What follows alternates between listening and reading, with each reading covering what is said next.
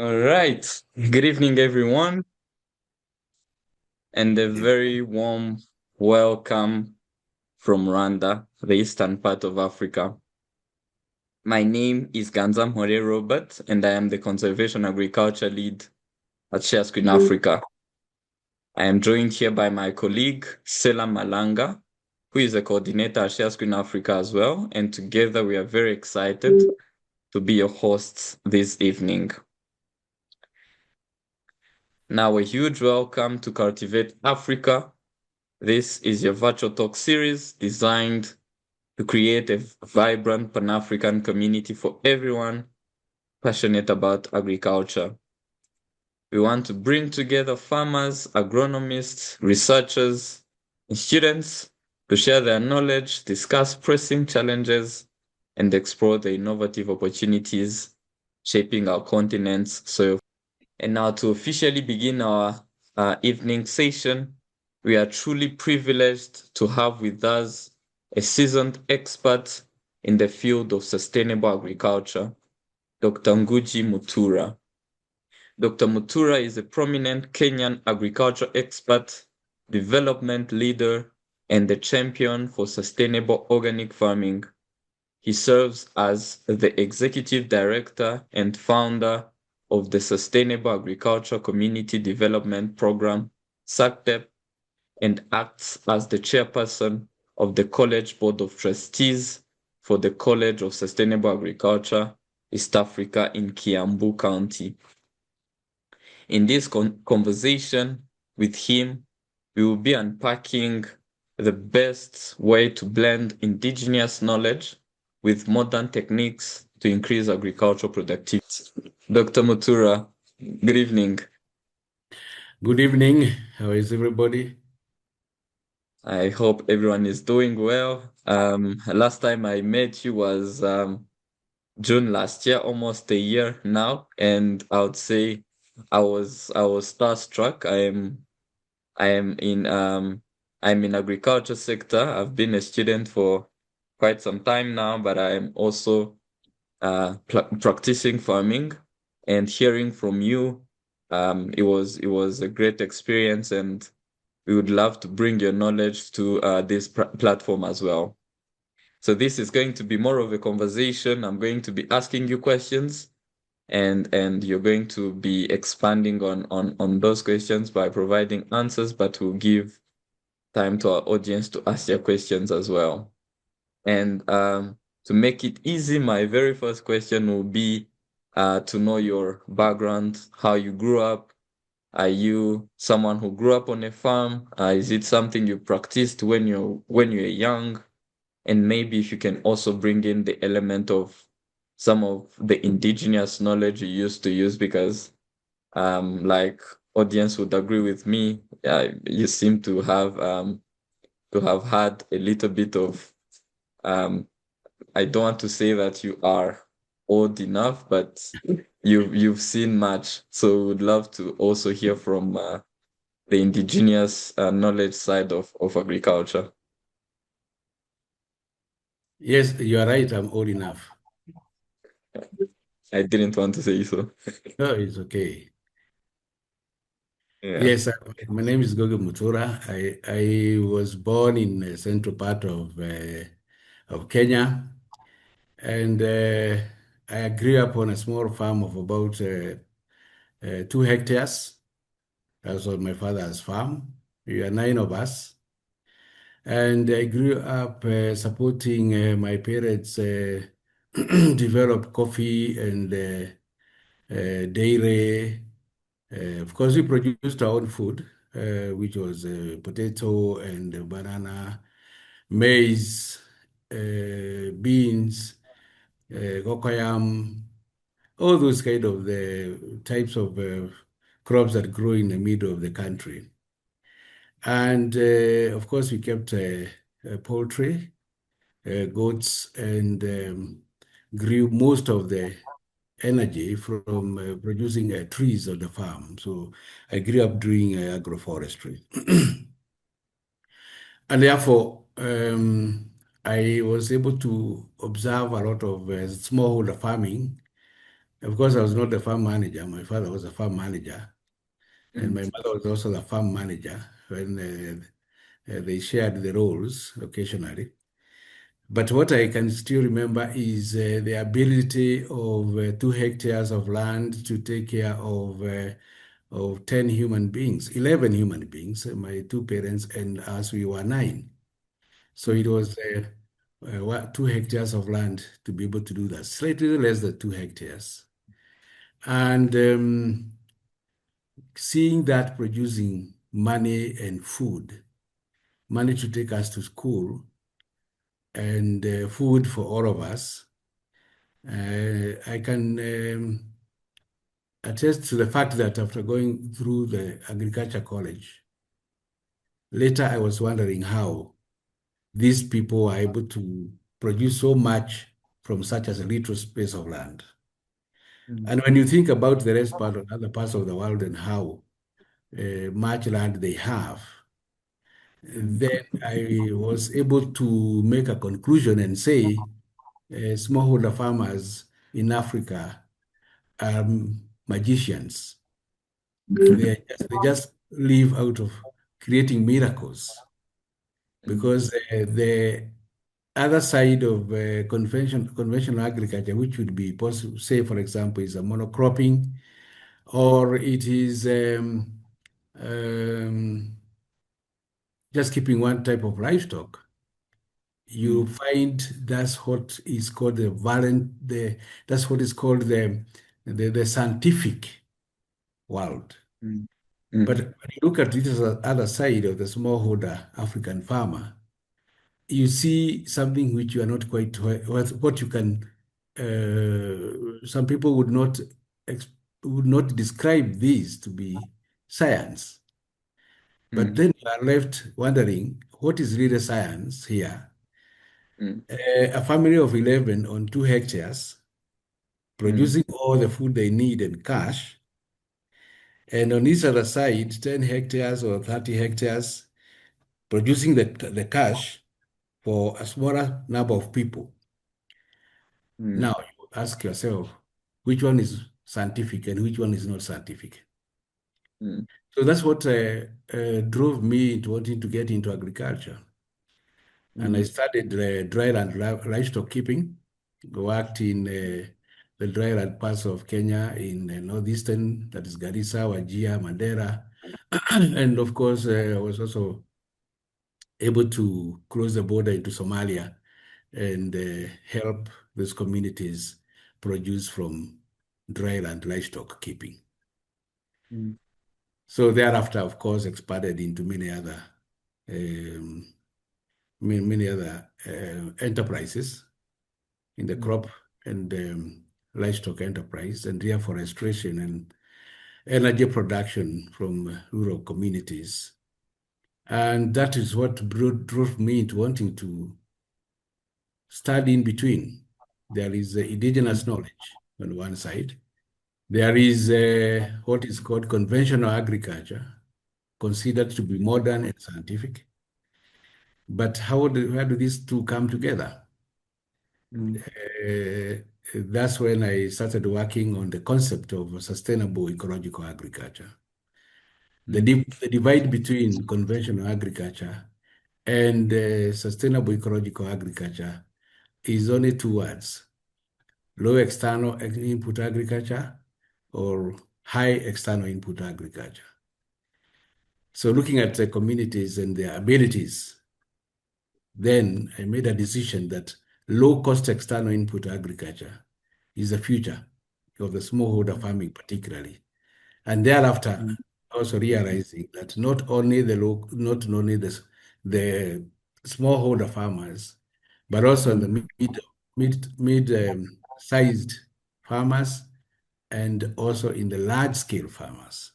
So the principles of low cost external input agriculture now cuts across both the large scale and the small scale. But more importantly, the small scale mm, that they require to be provided with the knowledge on low cost external input agriculture.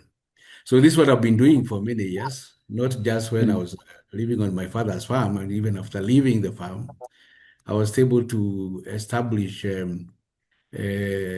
help establishment of institutions to grow this idea. We are still moving. I helped form mm, SACDIP Kenya.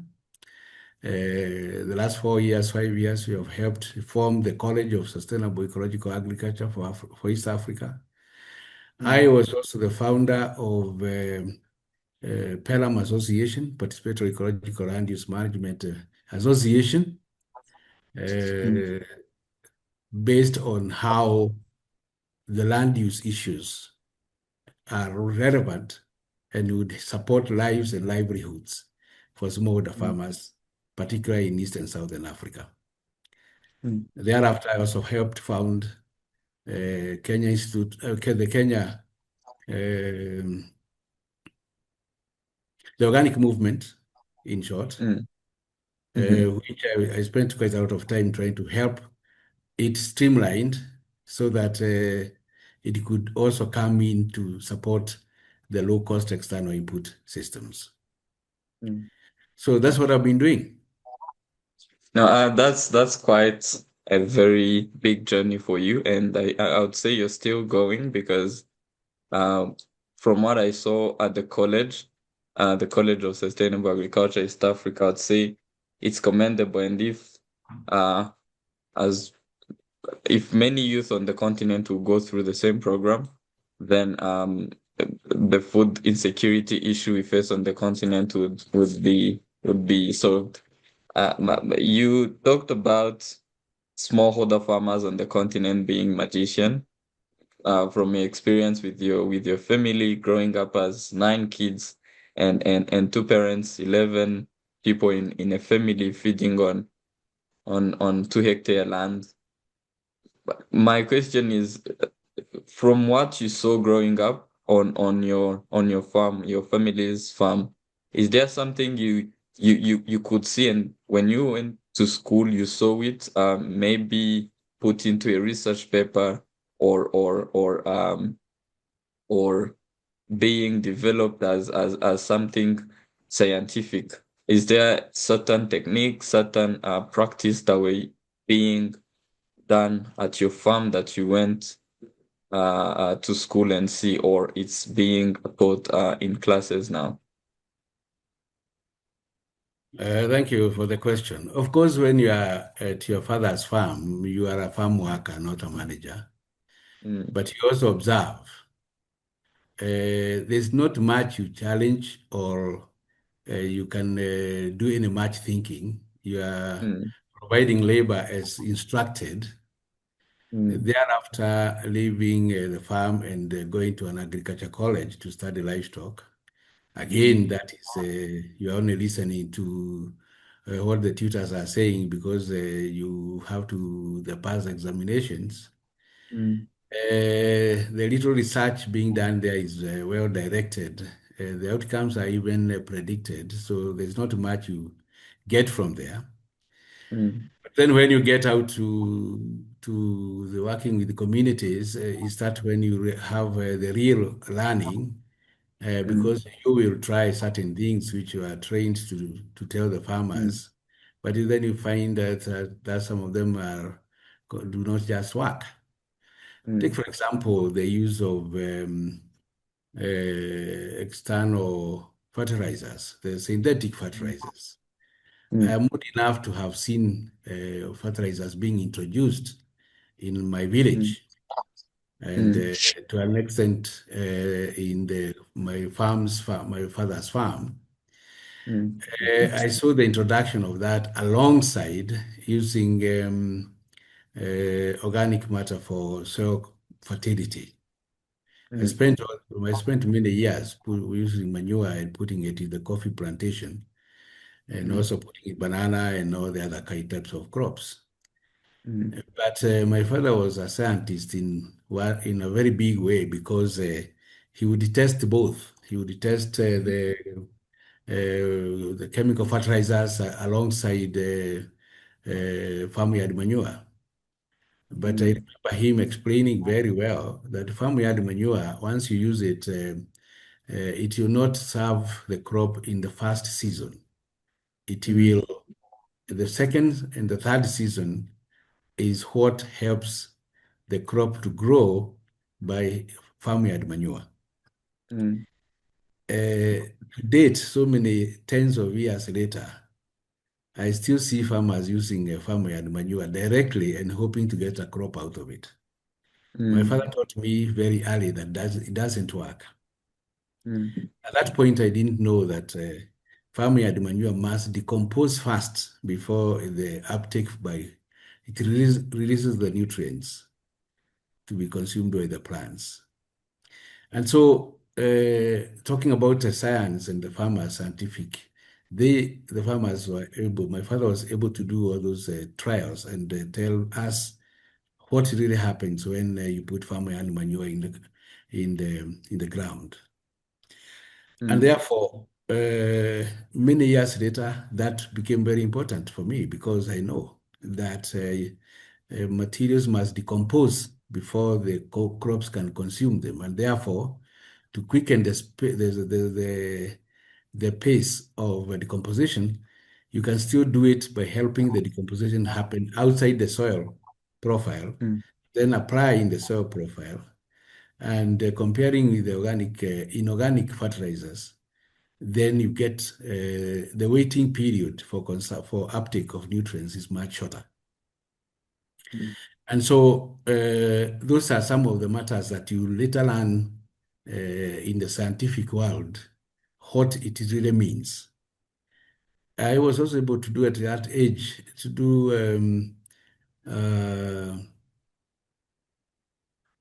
green manuring.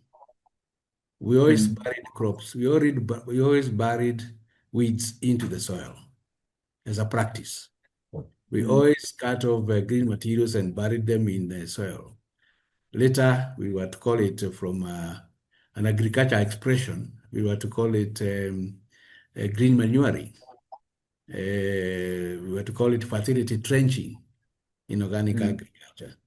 But those are the things that we did those days on the farms, and they didn't have a name. The name was found mm, much later. mm, And when you think of the livestock keeping aside, we did dairy. They were Frisians and Asher cattle. But I still remember that time that feeding the cows with processed feeds, industrial produced feeds, refined feeds. Uh, my parents always insisted that the main feeding is from vegetation on the farm, and we mm, grew 99% of our vegetation for the mm, cattle. That did not close out the um, processed feeds. It did not. It did not close out concentrates. And therefore, I grew up knowing that concentrates are small component for supplementation and not the mm, main. mm, So that was very important for me. And up to now, you can see what is happening even when we say we have scientific agriculture.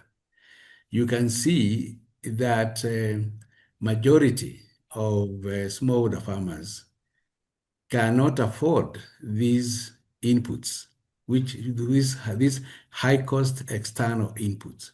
They cannot afford to get them. And when they get them, they are not as per the recommended amounts. So mm, how do they manage their agriculture? How do they mm, manage to produce their food and income? It is because of using at 80 or 95% of what they do is organically based agriculture. mm, However, the people on the other side of science, they think that that is not science. Science is imported, and it is the manufactured and the inputs which are bought from the shops and imported from other countries. Mm, We think it is not correct to have all that attention given to the imported inputs, mm, especially when they're out of reach in terms of buying and in terms of availability and in terms of availability at the right time. So mm, I learned those issues and that kind of thinking and logic right from when I started doing agriculture. And what the agriculture college helped me to get is to give some of those activities some English names. And yeah. thereafter, and thereafter, in my long career of working with the farmers, then I came to realize that was the right thing. And that's what drove me into wanting to do sustainable ecological agriculture up to date. I still believe this is Mm, the way for the future. mm. No, I think you are you are speaking lots of realities. I would say when you go down to different farms across different regions, you see different practices of whether you call it conservation agriculture, whether you call it sustainable farming or organic farming. You see lots of those practices being applied by farmers. Probably they don't know the right terms to use, the right English terms to use, but they are being applied. And now my question is from the story you told us about your father and how he talked about farmyard manure and how it does not provide the right impact to the farm in the first season. However, it provides the right impact in the second and third and other seasons. My question to you is usually traditional knowledge is passed by the word of mouth, just like your father was telling you. And we see modern agronomy works with research papers that are systems designed to work anywhere.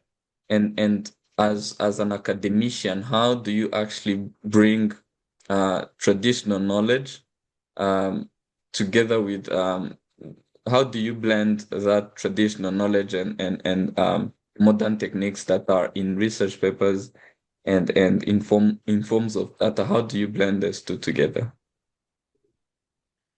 My thoughts are that the conventional thinking is designed to have a farmer on the left, and on the right hand side is a researcher, and in between is the extensionist. That is the model that has been used for many years. Never mind whether in the African countries it was funded by the African countries themselves. But you get in the majority of cases, it was supported by funding institutions through government. That was the model that we learned. That's a model that is expected even today to be existing and to be going on. But you will find that there is very little effort put in by us to challenge that model, possibly because we may not be having a replacement. But when you have in between, when you have in research institutions struggling to carry out small components of the larger agricultural system, possibly they are researching on a component of soil, or they are researching on a pest, and they'll come up with good information, which will be used immediately by the seed and fertilizer and chemical sprays world. They'll pick it very quickly. It is called, we call it commercialization of that knowledge. Now, on this other side, there are the farmers waiting for help. In between, there's an agriculture extension system which is facing all manner of challenges. Noting that in the 80s, particularly from late 70s, then in the 90s, 80s and 90s and 2000, agriculture extension was almost 100% externally funded. And therefore, it meant it was in the hands of the funders. Those funders, of course, they have direct connection with the input producers. So you see the direction where the agriculture system is going. But take of a country which has, for example, let's say Kenya has 10 million farmers. The 10 million farmers, in between, they could be, say, 10,000 agriculture extensionists on the higher side. The farmers are 10 million, the extensionists are 10,000, and the researchers are 1,000. Think of when these farmers will be able to put their information to reach the extensionist so that he or she can be able to take up the farmers' demands and design research programs for them. Of course, the first thing they will say is that they will take 5 years to 10 years to establish one finding and then put it for use. With that kind of structure, where are the farmers? Who is helping them? How much do they have to wait until research has been conducted? 10 years, 5 years? Then they will put that information, go to the extensionist. It is supposed to go to the extensionist, and the extensionist is taken to the farmers. Now we talked about 10,000 extensionists, and the farmers are 10 million. If you look at that system, it tells you clearly that it's more of a theoretical thinking than practical. Not to mean that there will be no trickles going to the farmers, because there are still the 10,000 you still struggle to get to where the farmers are. So who is helping these farmers, and where do they get their knowledge? How are they managing to move from traditional agriculture into modern or scientific agriculture? And what are they doing there? The answer is clear. They are doing things themselves. They are using the knowledge which they got, like I did.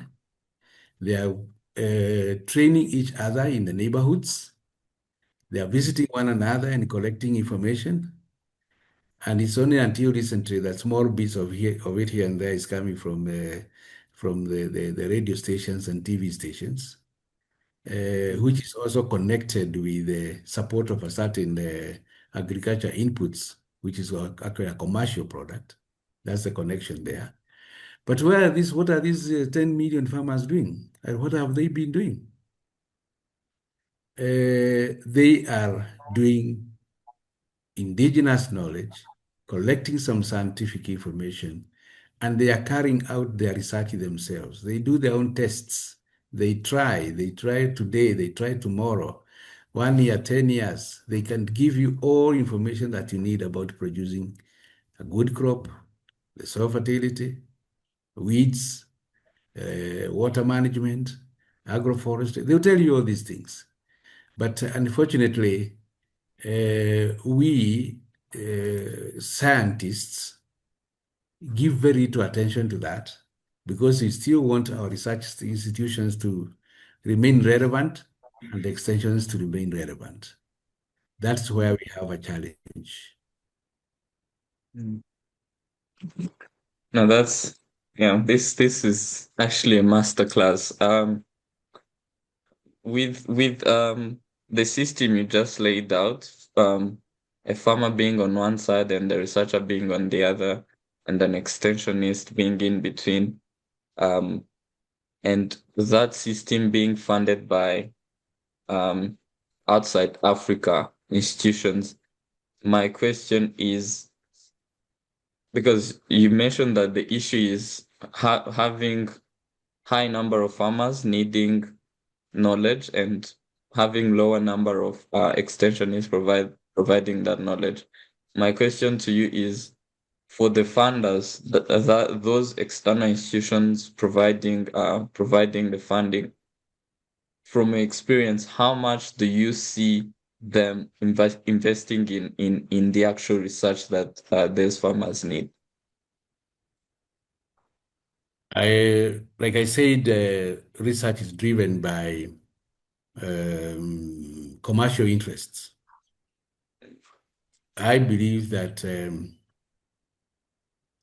those institutions and governments which are not driven by the commercial side have a very, very big role to play in technology development and transfer. On one side, on the other side, they have a very big role to play in enabling the farmers' knowledge move between the farmers, between villages, and between regions. I will give an example. In SACTIP, we have a program that we call practicing skills providers. There's a farmer who is practicing, the skill is known, and the skill is provided to the rest of the farmers. It may not be written, it may not be having all the measurements, but it is visible.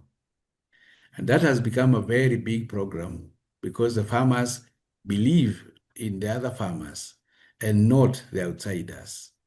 Farmers believe on what they see. So there is so much to be done in changing the mindset of how to move information between farmers. We pick from what they already know, what they have been doing themselves, package that together, move the farmers between the villages. They learn, they see, and they believe, and they go and practice. And when it doesn't work for them, they can walk back to where where they were, 1 kilometer, 2 kilometers, five kilometers away. They will go there and relearn what they have forgotten and go and test again. And that program has been very, very strongly taken by farmers because they believe in what the other farmers do. So just a very simple mindset change that what is working for certain farmers will also work for others if they get access to that information. And that's not to say that we close out what the rest of the scientific world is doing. No, we keep bringing this in. So we need to change our mindsets that research and the technology transfer can only be done in one way. That was what we call the conventional thinking. But there's us who are thinking sustainable ecological agriculture is an all across-board technological transfer.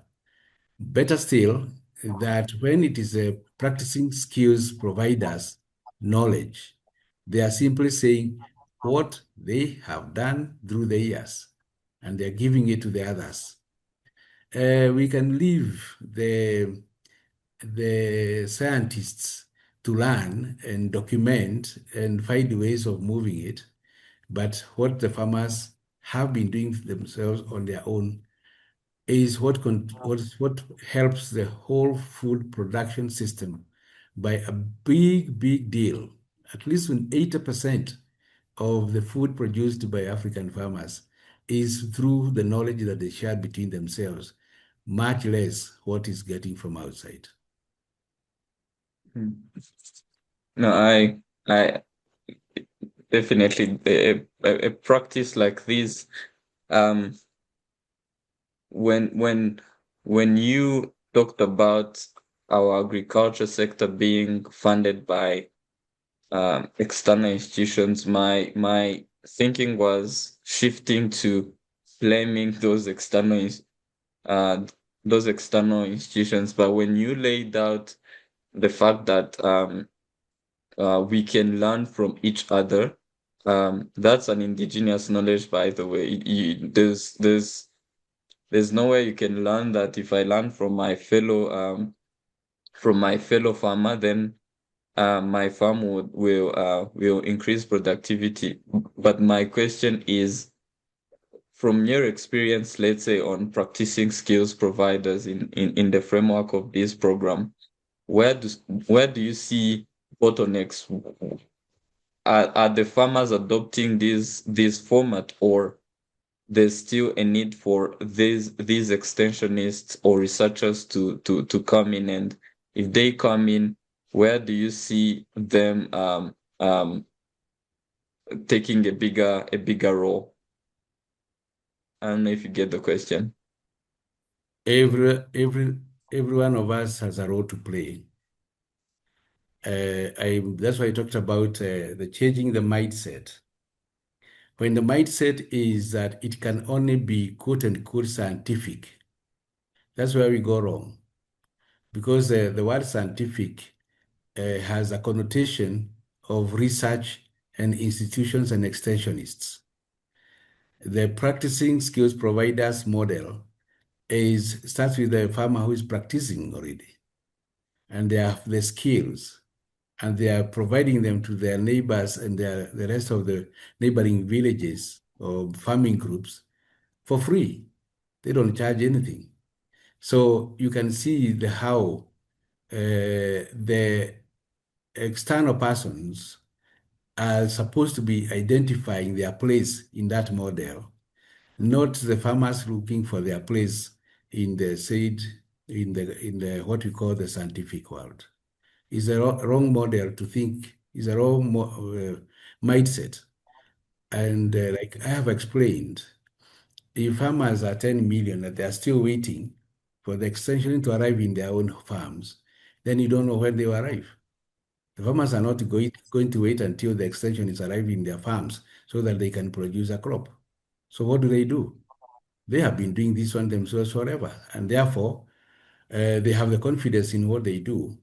And so, what other external people are supposed to do is to join in what is being done and find their space in it and make their contribution. Yes. Right. Makes sense. I think I'm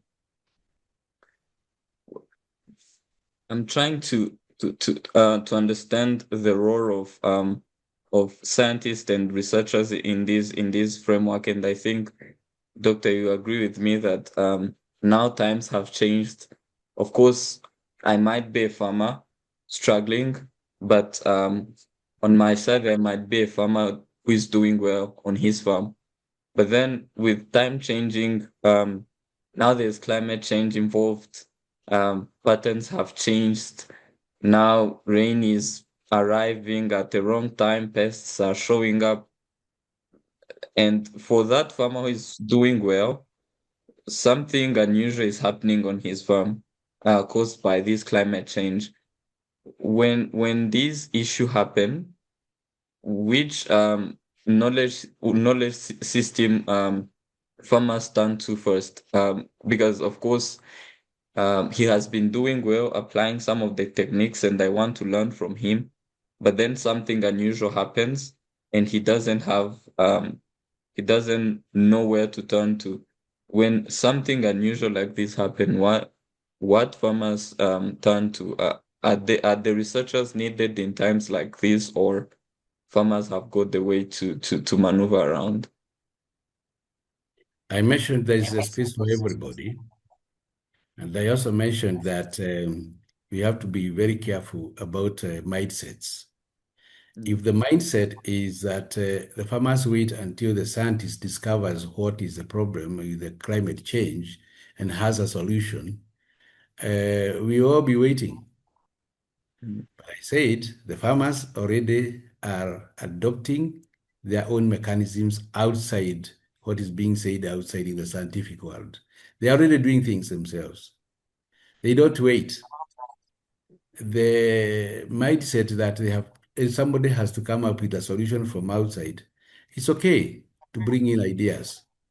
But what to us is important is that the farmers already are doing, they're already adopting. The moment they get anything which is not working out well just because of the climate change issue or changes in ecological balances, they are the first one to be there because they are working every day on their farms.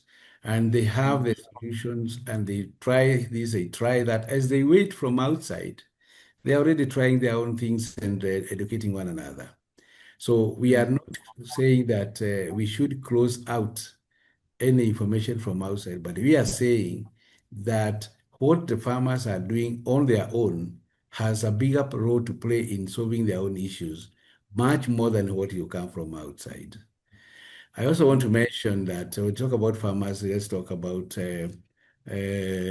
livestock keepers. Livestock keepers are so far away from communication. Livestock keeper who is 400 kilometers, 500 kilometers away from the nearest town. They have their livestock there, and they have the solution to their livestock. They use medicinal plants. They take care of the disease issues. They have grazing systems, which they have done for very many years. They mm, have their own marketing structures for their livestock. When the rainfall is not enough, they already prepared on what to do. The issue of migration, the issue of rotational grazing, they use cultural systems to do the grazing. There's so much the farmers do every day. And that's mm, what we are saying. For those who would be interested, the first thing they should do is to go to those communities and document what those farmers mm, do, learn from them, and mm, identify where they have something to contribute, but not to ask mm, the farmers to wait until science has established the solutions and then look for a way of reaching them. mm, For a start, the farmers will not wait because them is a livelihood issue. For the scientific mm, world, you can agree with me, most of it is professional, is employment, is salaries, is in, titles, etc., etc. The farmers are not interested in all those things. They're interested in mm, what they are going to feed their children with, and what mm, they are going to get money, to pay school fees, to pay medical care, to travel, to socialize, to invest. That's their mm, lifestyle. And that's what is important for them. So that's why I'm saying it's us who should change our mindsets, we the scientists, and not the mm, community to change their mindsets. In any case, if they get an idea and it doesn't work, they abandon it immediately. Do not mm, even ask for permission from the scientists to abandon it. It's the scientists who should ask for permission to get into their communities and to learn from mm, them. So yes, in mm, sustainable ecological agriculture, we are very clear about that. We are very clear about the farmers' abilities, the farmers' knowledge, and how to have that one packaged by the communities themselves and they transfer to the others for free without waiting. mm, Yes. mm. No, I definitely agree with you. I think for farmers, it's a life and death situation. It's either he grows crops to sustain his family, or the family is starved. And you mentioned something about documenting what the farmers do. And my question is, let's say you are to design your college program from the ground up, just starting afresh.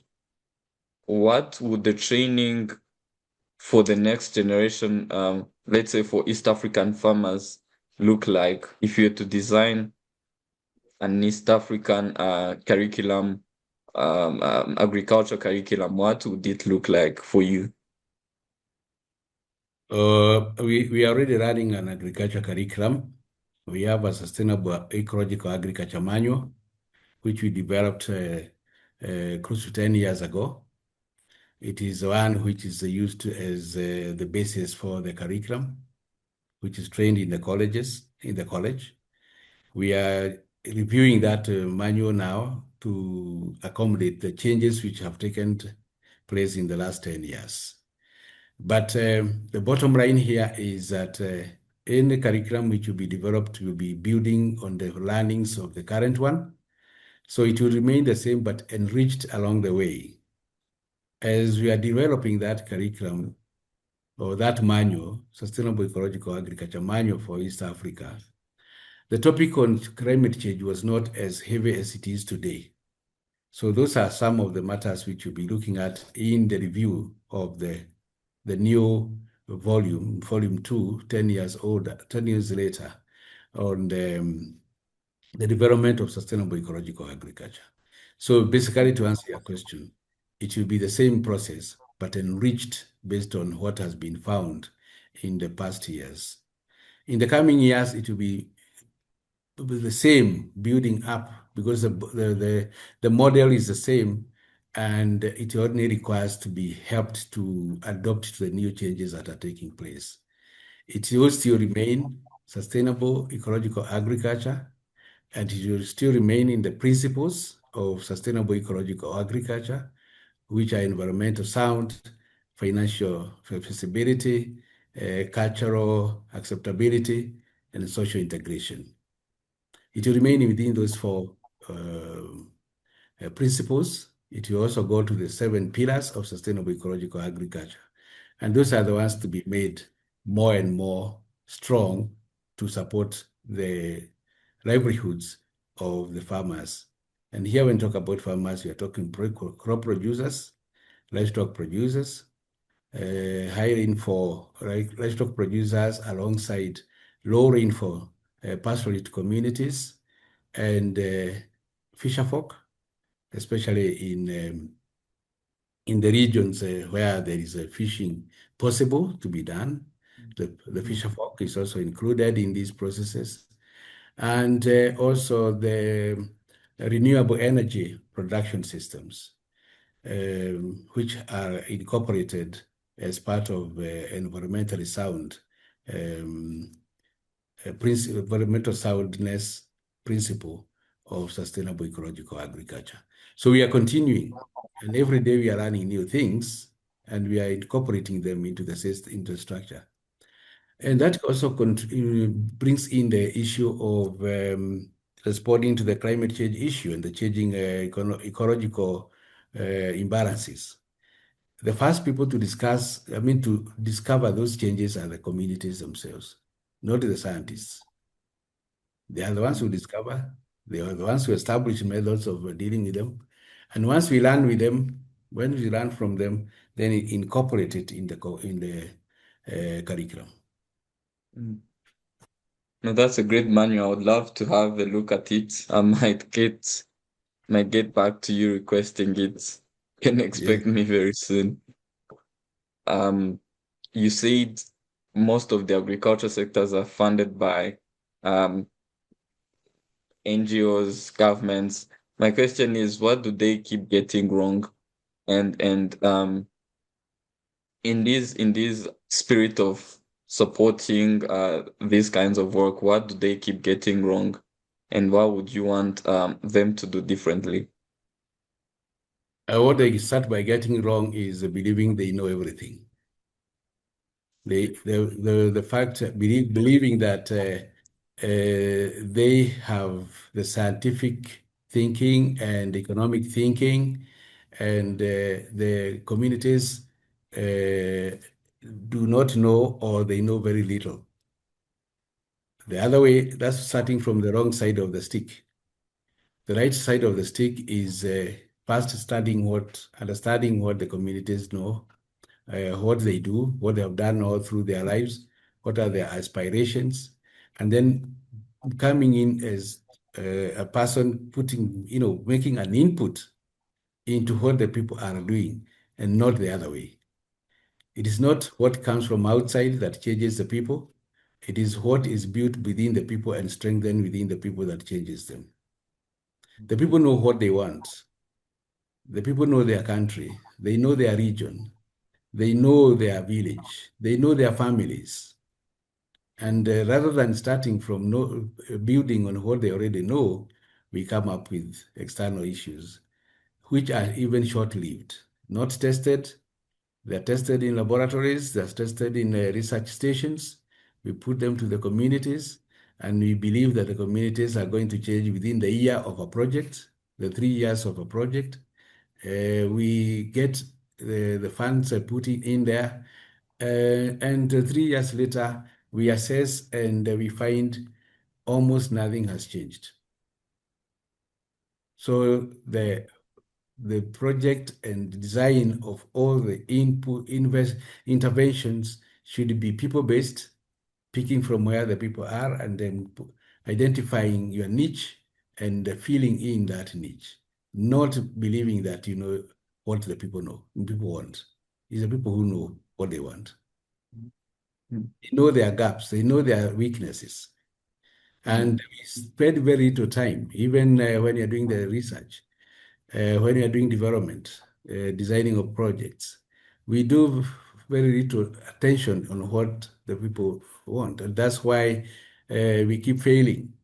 There are more mm, failures than successful cases in our development world because of that particular reason. mm, What would I like to change? The development, the scientists, the economists, first understanding how the communities behave, how they operate, what they know and what they don't know. And only that small bit which they don't know is what we are required to make an intervention in. mm, By so doing, mm, then you see growth in communities changes. The mm, people's development changes as a result of that. mm, Uh, you will also find the scientific world copying from the political world. The political world mm, is designed for publicity and getting followers, and it's also developed into making people believe that they know nothing and they can only wait and be helped. Now, that is emancipating the mind of the persons. The scientific world, the development world requires not to think from like the politicians. It requires politicians operate to get followers and get votes. Scientists and development workers are not looking for votes. They are looking for people's livelihood change. And that's why they have to mm, change their approach. mm. Thank you. Thank you so much, Doctor. I just got a very nice quote. It's not what comes from the outside that builds people, it's what is developed amongst people that builds them. That's a very great quote to go for. Um, Share Screen Africa is not only conservation agriculture based. It combines different aspects of conservation, and I think this can be used anywhere. When things are developed amongst people, that's when they have most impact to them. Emmanuel said, in Kenya, we seem to be losing not only our indigenous knowledge on sustainable agriculture, but our own indigenous plant, animal species, or varieties. Dr. Ngugi, is there a chance to blend modern agriculture and indigenous knowledge on agriculture without suppressing the traditional agriculture knowledge? Is there a chance to bring back the 1980s and 1990s African three-pillar model of farming? We had the village model, demonstration farms that were like farm books for local farmers. Today, it seems the seasoned old extension officers have lost their space, while the local farmers are under mercy of multinationals who have. Which is about how the modern thinking and conventional thinking can be, where do they meet with the indigenous knowledge? Like I explained earlier, communities use more indigenous knowledge than external knowledge.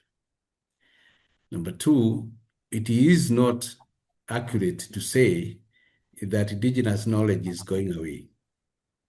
I mentioned earlier that farmers take what is working for them, not what they are told from outside. They will listen, they will try, they will see whether it's working or not. If it doesn't work, they continue with what they were doing before. And that what they have been doing before is what has been working for them all these years. So they are confident that they can move on without the new knowledge coming into their villages. Two, even when we talk about external knowledge and scientific knowledge from outside, let us also remember that what comes would be so small, it would be like 10% or 15% on coming to as an external input in skill and knowledge from what the farmers do every day. mm, So it is not that they erase what they have been doing and they replace with what has come in, particularly when it is so small. For example, a new way of growing cotton, or let me use another term, a new way, a new seed of potatoes has come to be mm, planted in a certain way. That is good. The farmers will wait and see. They'll look for the seed. They'll get the seed. They'll plant in the way it is explained. But that is only a seed which has come in. The rest of the practices is what they already know themselves. The soil fertility mechanisms is what they know. The mm, earthing is what they know. The weeding, the whole management of the whole husbandry is what they already know. What only came in is a seed, a different seed.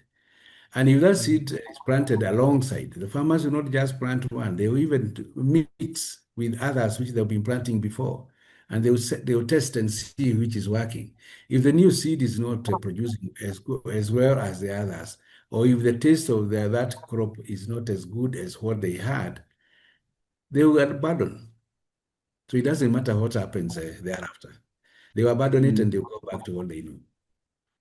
mm, Um, that plant which has been brought in, that type of um,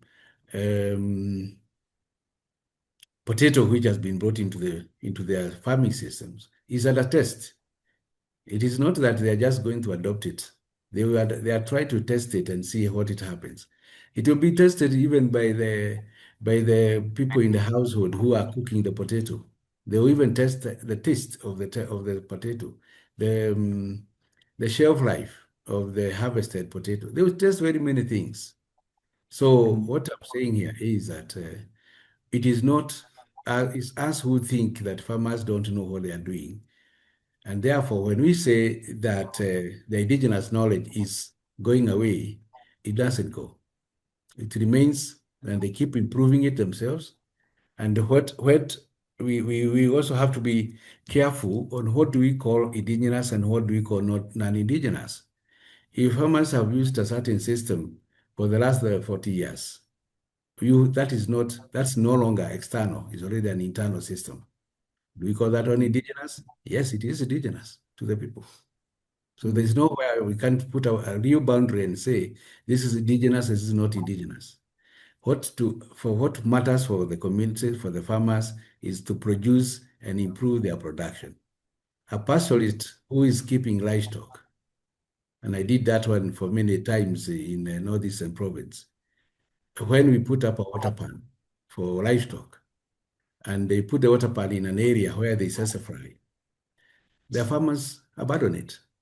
They don't do not bring their animals where they sassafras just because there is a water pan there. They'll go to their cultural places, the cultural regions where there is natural water system reserves, and that's where they'll take their animals. So here you see that what the external people, us external people, think is good for the communities is not correct. It's the communities mm, who know what is correct. And mm. in my long experience, my long life of working with the pastoralists, with the high rainfall farmers, with the crop producers, with the forest producers, I'm very much clear about that particular point. Ryan asked a question. All right. She said, Dr. Mutura, thank you so much for your presentation and clear stance on putting the living research practice of farmers first. Can you please point me to examples of indigenous agroforestry practices across Southern Africa? I'm particularly interested in soil health and water management strategies in this approach. Very well. In the agroforestry systems, farmers through the years they have tried on their farms agroforestry systems. They know from when I was a young boy, my grandmother was all the time using agroforestry systems. She had specific species of trees that she planted on her farm. And looking back now, I remember her harvesting all the time. Throughout the year, she was harvesting something, and she always went home with a bunch of firewood.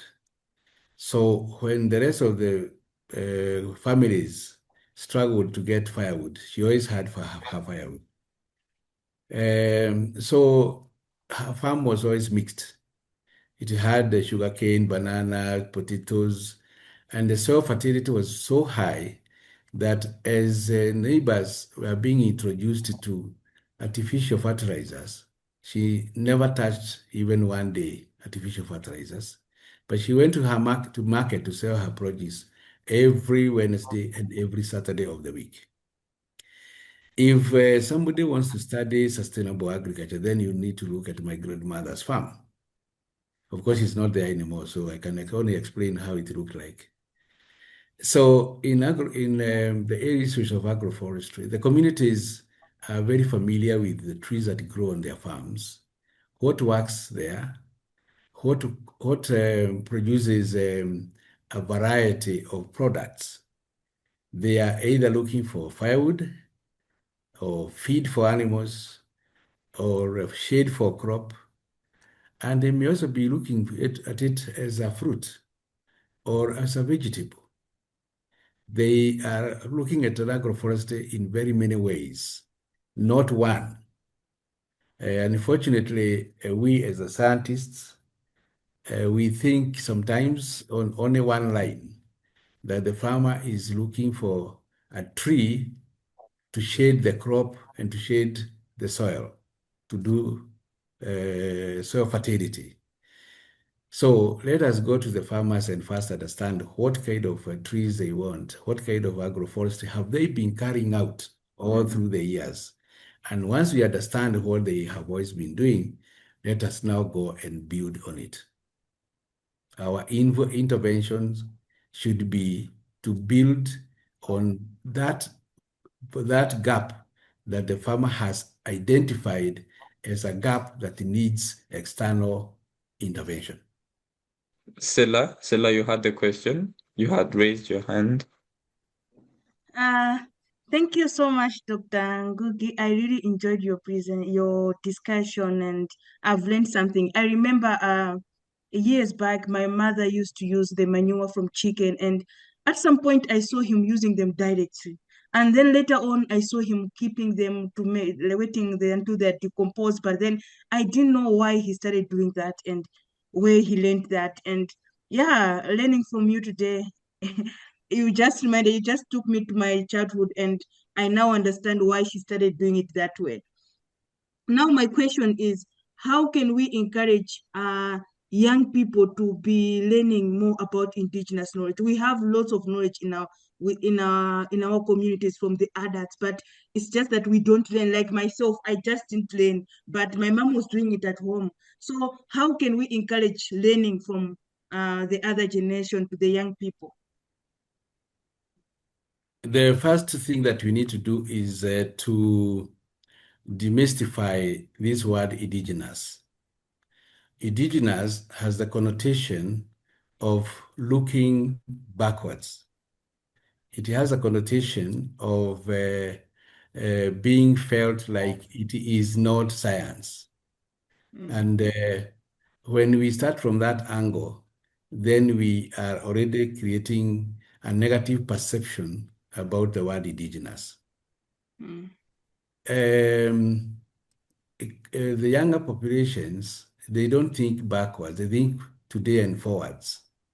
So something which doesn't look modern is not attractive to them. Yeah. So the first thing is to do is not to think that indigenous is backwards. Indigenous means tested. It has survived through trials. Indigenous means the communities are holding on it because it has worked for them for such a long time. Along the way, as they were holding on that skill, there were many other interventions which came from outside, which they kept abandoning because they were not working for them, or which they used components of that to build and strengthen their system.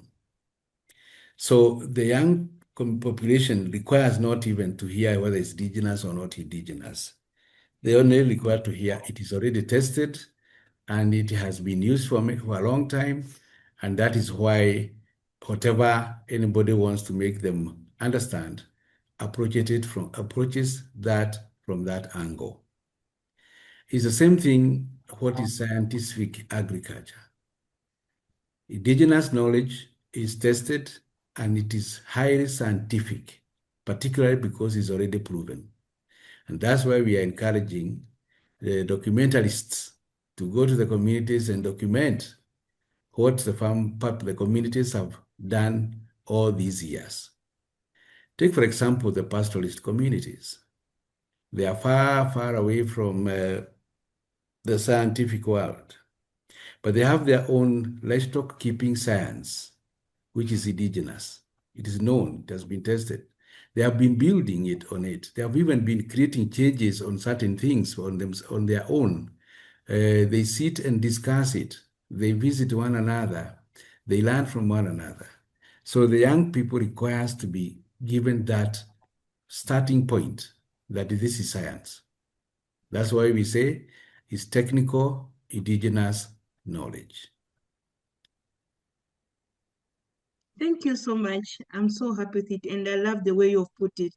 It's true that young people always think forward, and yeah, if you say this is proven, it has been in use for years, then they would want to do it. Yeah, thank you so much. Okay, thank you. Though Dr. Mutuura answered much of the information which I expected to get from him, but I know though he really defines indigenous quite well. I'm a range scientist and I've interacted with pastoral communities for quite some time. And indigenous is not like all the traditional knowledge, but it has been tested and proven to be working. And I'll give reference to the southern rangelands where the local Maasai communities, I think they've now learned the art of how to survive through the changing climate, and they're doing more of the shots, that's the sheep and goats, as compared to, livestock, that is cattle. And they're also trying to interbreed their local, Maasai animal species with the modern, breeds, and they've been able to survive quite well through the draws. I know they are doing more of the Dopa sheep as compared to the indigenous Maasai sheep, and that's a plus for them. And the way you also put it, I know when you learn when you are growing up, coming from more of a subsistence farming communities, our grandparents in every kitchen, they used to hang the maize, which could, be preserved through the soot, the black soot, and they knew so much about how to select the best seeds. But we need also to, I know we're depending so much on the agro chemist shop to get our seed varieties, but if this knowledge can also be preserved or passed over to the modern old generation which are coming up, then it can also contribute a lot moving to the future. I know we had an act which actually was almost doing away with our indigenous seeds, our local varieties, but people protested, and I hope, it's not about doing away with our local seed varieties, but trying them, and what has been proven to be working for a different ecological zone, then we adopt it and also try to upgrade it through, the modern science. Thank you. I know what Dr. Ngugi has to say about that. That issue of indigenous knowledge, particularly for, especially for pastoralists, 90% of what the pastoralists use as the science is indigenous. There's only like 10% or 15% which comes from outside. And this comes in terms of veterinary medicine. And apart from veterinary medicine, the rest is indigenous. The feeding is indigenous. The grazing systems, the animal offtake when the drought comes. So the indigenous knowledge for the pastoral communities is 80% of what they do is indigenous. And that includes livestock treatment for ailments. They use herbal medicine for deworming, for fractures, treating fractures on livestock, for diseases which affect the animals. They use indigenous knowledge. They use herbal medicine. They use minor surgeries on the animals.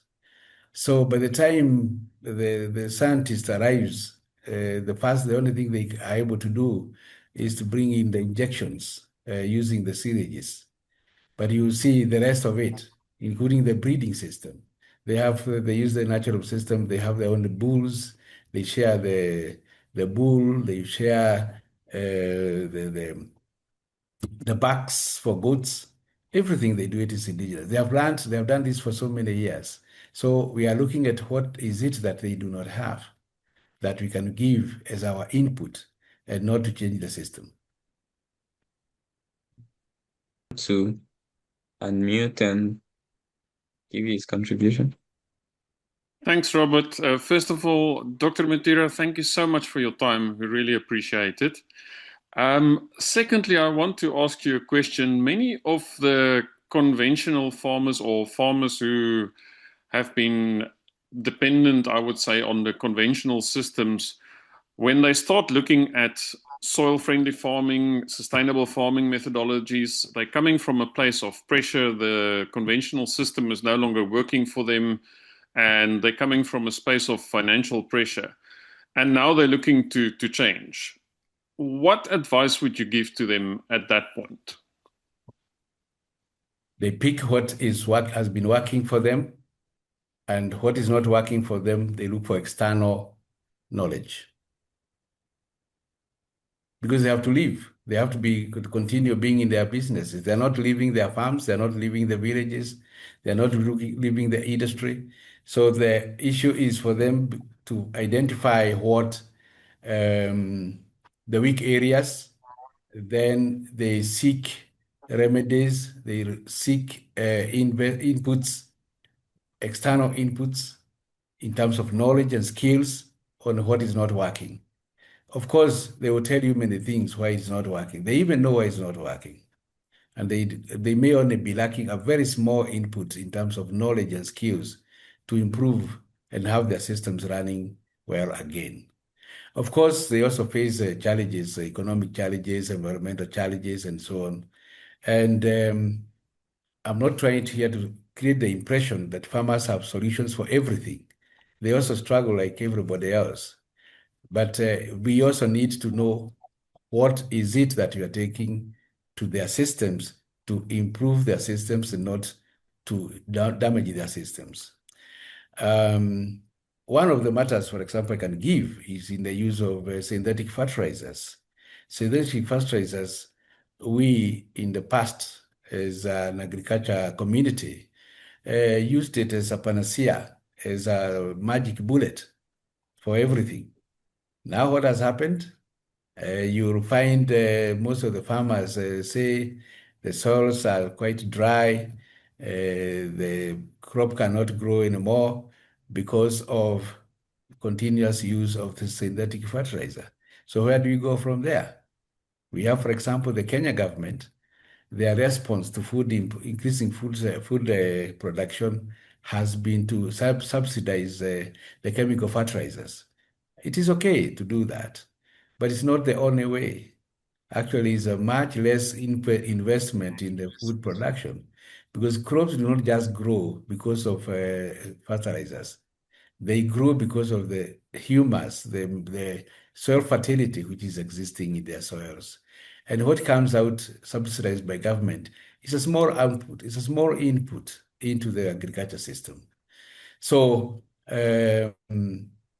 it is not everything that is put which works forever for the farmers. So what the farmers are doing in Kenya today, they are resorting into using organic matter into their soils after realizing that the farms cannot produce anymore because of lack of humus, lack of organic matter in the soil.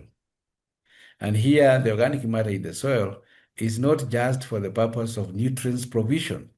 It is also for microorganisms to be maintained in the soil. It is also for water retention. It is also for soil texture and structure building and improving and stabilization. So when you go to chemical fertilizers, only one item. You're only putting ammonia and phosphorus. That is all we are doing. So what happens to the other 16 different minerals which the crop requires to grow? That's what we remind the farmers.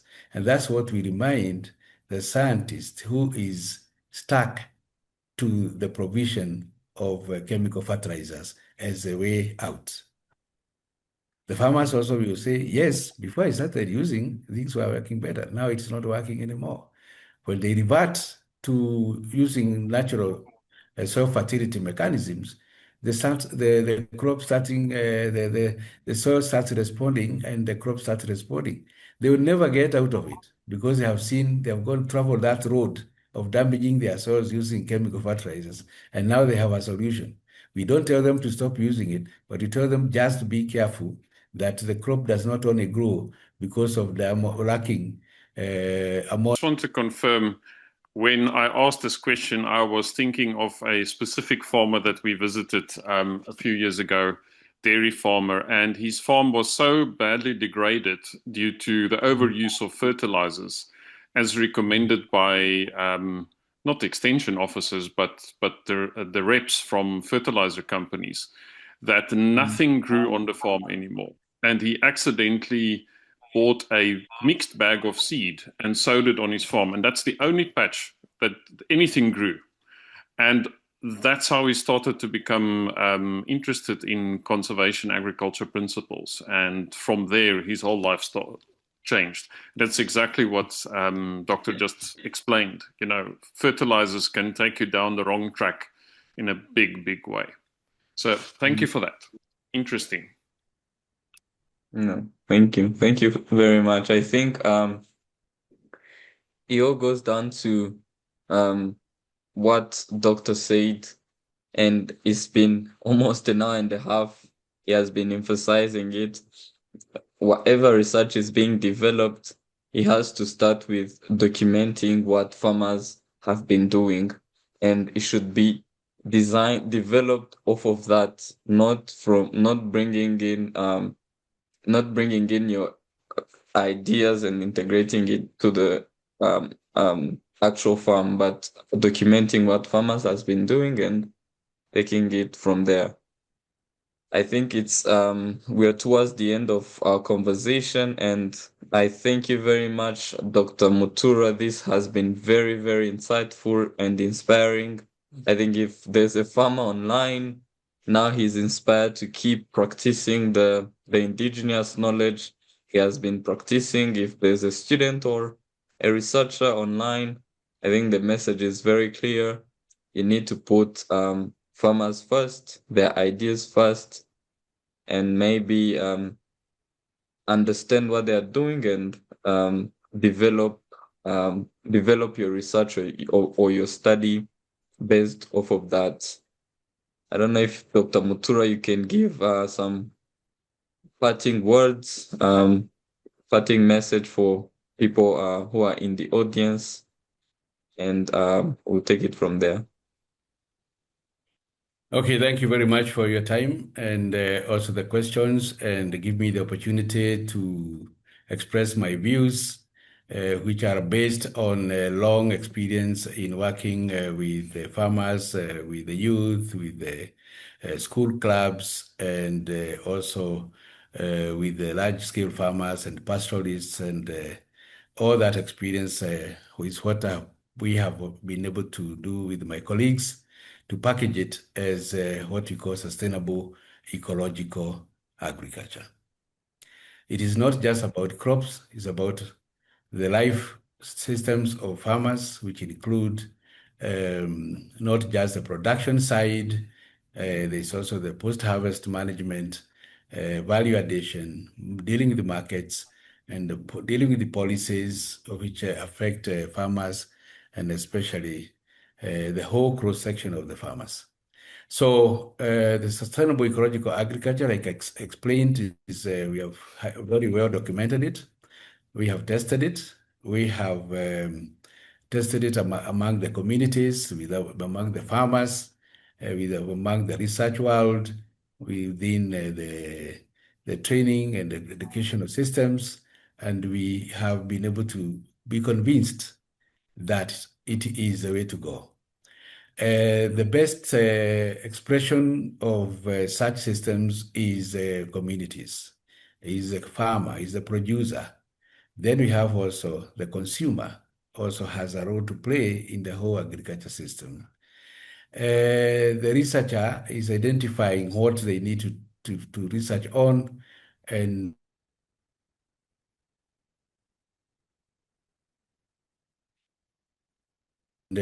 once they test and they find amongst the communities that it's working, incorporate it in the program. We know ecological agriculture system without the farmers' approval, because those are the people who have tested severally on their farms in a very ordinary and very natural environment, and they know what works and what does not work. Compared this with the conventional researcher who does it in the controlled systems of a research station, and moves out for a year or two or three and tests it among the small group of farmers and makes conclusion. That is okay. That's only a beginning of a research.